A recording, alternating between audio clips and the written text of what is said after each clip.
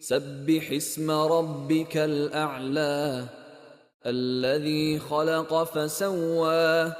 والذي قدر فهدى والذي